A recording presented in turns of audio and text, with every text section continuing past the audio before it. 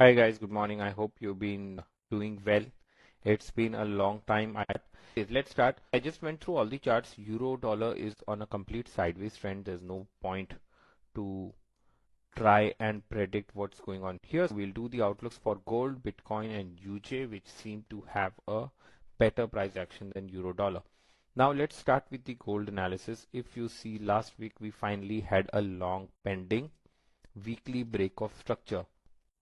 There is this fair value gap, which could be the next draw on liquidity from a weekly standpoint. So let's mark this weekly fair value gap. The structure is bullish.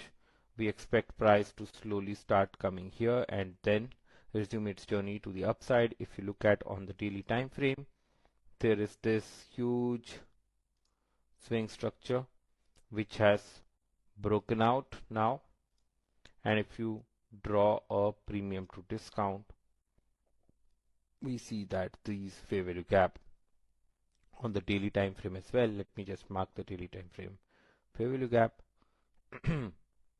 which is right here.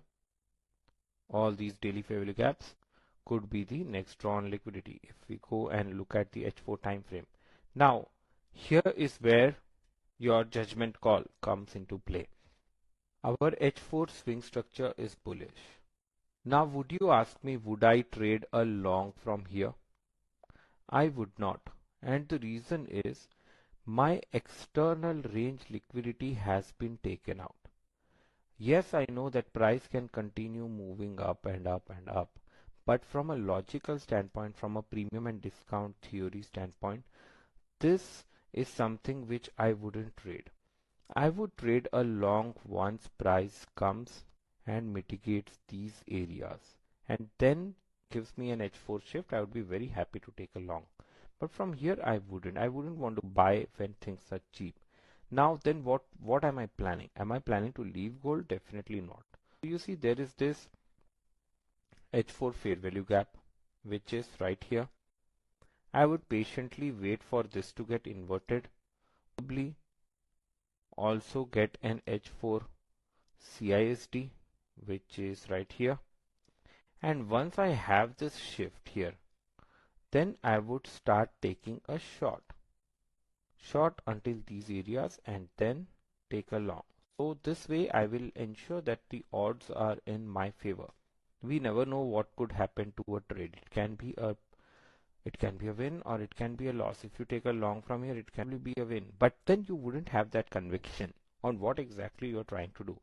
If you look at here, this is a nice sell side liquidity which price has engineered with all these fair value gaps right here, daily and the weekly fair value gap. So it's ideal to just wait for price to come down and then we take a long entry, and then from here we take a short entry. This is the outlook on gold. Very simple, very nice price action. Finally it has broken out.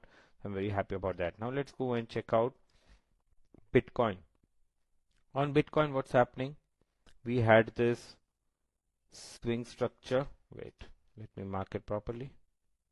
This was the swing structure which was bullish, and then what happened? Price liquidated the highs and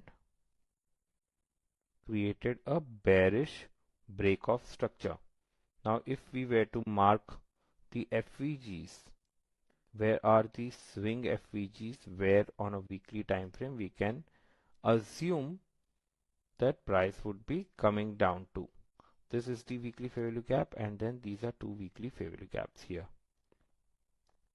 And then on this bearish swing, we have this weekly fair value gap as well, which you see here, WFVG. So these are the three weekly fair value gaps. Now what am I planning?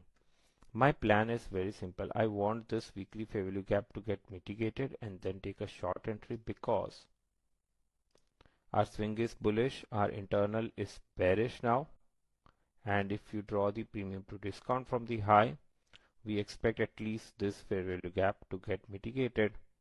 And if we observe the complete mitigation of fair value gaps, this is the fair value gap on a weekly time frame which we can expect Bitcoin to mitigate. So then what do we plan on the H4 time frame? So on the H4 time frame, you see all of this is crappy price action. We don't want to get involved anywhere here. What I see is a nice relatively equal high here, which is a buy side liquidity. Let price take out this buy side liquidity, mitigate this weekly fair value gap, create a market structure shift on the H4 time frame, and then we start taking short in order to run our weekly time frame bias. I hope this is clear. Weekly internal is bearish. This is a fair value gap. Let it go here, and then we take a short entry. Yes, we will not get trades every week or every day, but whenever we take trades, we can scale in, we can take higher risk because these are all high conviction setups. Now let's go and track USDJPY, which is a third pair. If you remember, few weeks ago, price had mitigated off this weekly fair value gap, and after that price has been constantly touching this weekly fair value gap. Hence my bias is still bearish on USDJPY until this weekly fair value gap is completely disrespected, because you see for the last 4-5 weeks those who would have planned a long on USDJPY wouldn't have succeeded, because it goes up and then it presses down. So the bias still remains bearish until this weekly fair value gap completely gets disrespected. So let's go and check out the H4 time frame, what's happening on the H4 time frame. Ignore all this noise. Let's just focus on the recent most structural shift. The recent most structural shift was right here. This is our H4.